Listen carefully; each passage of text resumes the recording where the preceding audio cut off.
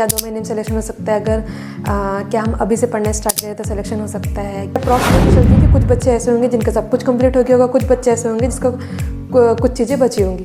तो अभी भी आपका बैकलॉग है, आपका सिलेबस नहीं कंप्लीट हुआ है। सिलेबस तो चलो एक अलग मैटर है, लेकिन बैकलॉग है, बहुत ज़्यादा बैकलॉग है। तो hey guys, Muskan Nisal this side, currently second year MBBS student at PTJNM medical college Raipur Chhattisgarh. अभी भी मेरे पास कई बच्चों के क्वेश्चंस आ रहे हैं कि अभी भी बच्चे पूछ रहे हैं कि क्या 2 महीने में सिलेक्शन हो सकता है। अगर क्या हम अभी से पढ़ना स्टार्ट करें तो सिलेक्शन हो सकता है। क्या 1 महीने में सिलेक्शन हो सकता है। भाई ये क्वेश्चन मेरे से पूछने से पहले अपने आप से पूछो, क्योंकि इसका आंसर मेरे से अच्छा आप खुद ही दे सकते हैं।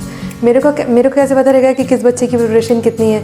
तो वो तुम मतलब जो प्रिपरेशन कर रहा है उसको पता होगा कि अभी उसका लेवल कहाँ है, उसे कहाँ तक जाना है, उसको कितनी मेहनत करनी है, क्या वो कर पाएगा या नहीं कर पाएगा, क्या वो सेफ स्कोर अचीव कर सकता है, नहीं अचीव कर सकता। ये मेरे से अच्छा आप खुद बता सकते हैं, क्योंकि मेरे को नहीं पता कि आपकी प्रिपरेशन कैसी है।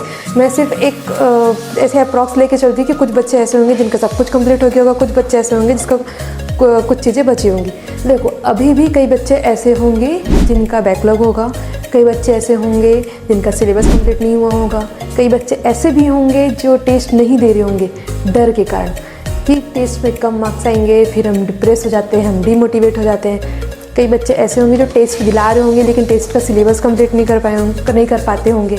कई बच्चे ऐसे भी होंगे जो टेस्ट पेपर दिला के आते हैं बट एनालाइज नहीं करते, तो कोई मतलब ही नहीं उनका टेस्ट दिलाने का, सीधी बात।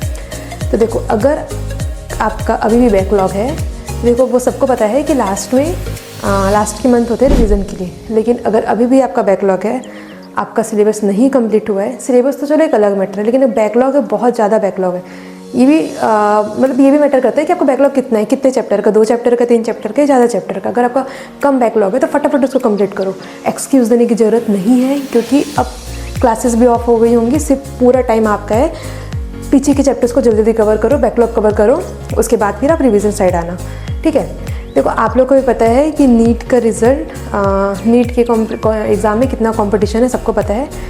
सीट कितनी कम है और कंपटीशन कितना ज़्यादा है, सबको पता है, ठीक है। तो मैं आपको ये डीमोटिवेट नहीं कर रही हूँ कि ये चीज़ नहीं हो सकता। देखो, कुछ ना करने से अच्छा है कुछ कर लो। सिर्फ बैठ के ये सोचने से कि मेरा कंप्लीट होगा कि नहीं होगा, आज भी यही सोचोगे, कल भी यही सोचोगे, परसों भी यही सोचोगे, सोचते सोचते 3 दिन चले गए, ख़त्म 3 दिन। तो वो आपके पास ऑलरेडी इतने कम टाइम है, इतनी लिमिटेड टाइम है, उसमें से भी आपके 3-4 दिन और आपने वेस्ट कर दिए, तो कोई मतलब नहीं। इसलिए सोचना नहीं है, सोचने का टाइम ही नहीं है, सिर्फ अपने को काम करना है। अगर आपका बैकलॉग है, फटाफट बैकलॉग कंप्लीट करो। अब आप बोलोगे कि किससे कंप्लीट करें। देखो, अगर बहुत ज़्यादा बैकलॉग है तो आप वन शॉट देखो। यूट्यूब पे बहुत सारे वन शॉट अवेलेबल रहते हैं पर चैप्टर के, है ना। वन शॉट देखो। वन शॉट में क्या रहता है कि वो लोग ऑलमोस्ट सारी चीज़ें कंप्लीट कर देते हैं जो इम्पॉर्टेंट है। सारी ही चीज़ें नहीं हो पाती, कई बार कुछ चीज़ें छूट जाती है, लेकिन एटलीस्ट जितना आपको चाहिए जिससे आपके क्वेश्चन सॉल्व हो जाए, वन शॉट में हो जाता है, वो उतना कवर कर देते हैं। सो वन शॉट देखो, क्योंकि अब इतना टाइम नहीं है कि आप हर चैप्टर का पूरे लेक्चर बैठ के से देखते रहो, इतना टाइम नहीं बचा है। सो आप वन शॉट से फटाफट अपना बैकलॉग कंप्लीट करो। किसी का सिलेबस बचा हुआ है तो उसके लिए भी मैं यही बोलूँगी, वन शॉट देखो और सिलेबस ख़त्म करो। पूरा लेक्चर करने का टाइम नहीं है, नोट्स बनाने का टाइम नहीं है, कुछ नहीं करना है, सिर्फ वन शॉट देखो, NCERT करो, PYQ लगाओ, ख़त्म। कोई ज़्यादा इधर उधर करने की ज़रूरत नहीं है। अब ऐसे बच्चे हैं जो टेस्ट ही नहीं दिला रहे हैं, ये सोच के कि टेस्ट में मार्क्स कम हो जाएंगे। ये भी सोच लो कि अगर टेस्ट नहीं दिलाओगे तो फिर नीट में मार्क्स भी नहीं आएंगे। तो टेस्ट दिलाना है, टेस्ट से डरना नहीं है। मार्क्स मत देखो, प्रैक्टिस के लिए दिलाओ। एटलीस्ट 3 घंटे बैठने की प्रैक्टिस होगी।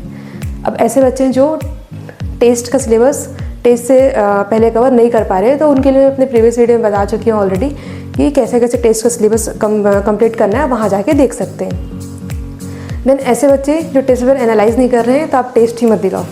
जो टेस्ट पेपर एनालाइज नहीं कर रहे हो तो फिर टेस्ट दिलाने का कोई मतलब ही नहीं है। क्या टेस्ट क्यों दिला रहे हो भाई? खुद के लिए, खुद की गलती देखने के लिए, ताकि उसे सुधार सको। गलती ही नहीं पता तो सुधारोगे कैसे? टाइम पास तो कर रहे हो फिर 3 घंटे टेस्ट दिला के। इसलिए टेस्ट पेपर को प्रॉपर एनालाइज करना है। अब कई बच्चे ऐसे होंगे जो ये एक्सक्यूज़ देंगे कि मैं ज़्यादा देर हम पढ़ नहीं पा रहे, ज़्यादा देर हम बैठ नहीं पा रहे। अरे भाई, अभी नहीं पढ़ोगे तो फिर कब पढ़ोगे? लास्ट के कुछ दिन ही बचे हैं, इसमें आपको प्रॉपर अपना 100% देना है। अभी आपको, अगर मैं बोलूँ अब आपके क्लासेस भी ख़त्म हो गए हैं, आपको सिर्फ अपने खुद सेल्फ स्टडी करनी है, तो आप 12 घंटे लेके चलो। 12 घंटे मिनिमम बोल रही हूँ, मिनिमम मतलब 10 से 12 घंटे आपको करना ही है सेल्फ स्टडी।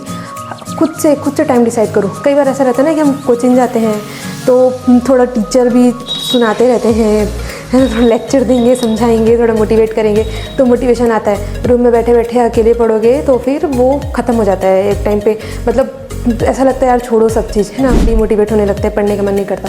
तो अगर अकेले नहीं कर पा रहे हो तो ग्रुप स्टडी करो अपने फ्रेंड्स को, या ग्रुप स्टडी भी नहीं कर पा रहे, सामने वाला एग्री ही नहीं हो रहे तुम्हारे फ्रेंड, तो फिर इसके लिए आप ऐसा कर सकते हो कि दूसरे को टारगेट दो, खुद को टारगेट दो कि मेरे को इतना कंप्लीट करना है आज, इतने टॉपिक, इतने चैप्टर कंप्लीट करना है, इतने क्वेश्चंस प्रैक्टिस करने।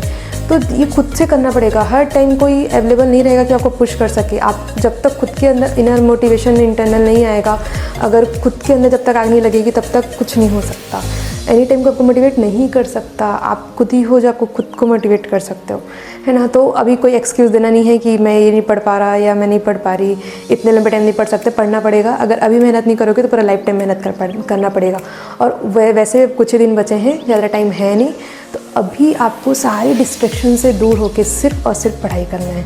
और बाकी जो भी सीधा आपको रिजल्ट तक पहुंचना नहीं है। जनरली आप लोग क्या करते हैं पता है, डायरेक्ट रिजल्ट पे पहुंच जाते हैं। अरे प्रिपरेशन का टाइम है, रिजल्ट के बारे में सोचने का टाइम नीट के एग्ज़ाम दिलाने के जस्ट बाद स्टार्ट होता है। अभी प्रिपरेशन के बारे में सोचने का टाइम है कि हम और कितने अच्छे से रिवाइज कर सकते हैं चीज़ों, कितने अच्छे से चीज़ों को हम याद कर सकते हैं, इस बारे में सोचो।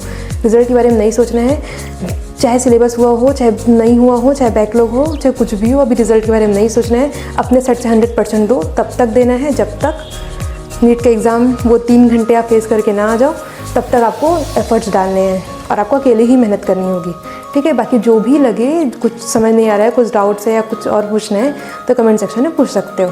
तब तक के लिए अच्छे से पढ़ो, डरना नहीं, डिप्रेस नहीं होना, आराम से पढ़ो। All the best, okay bye.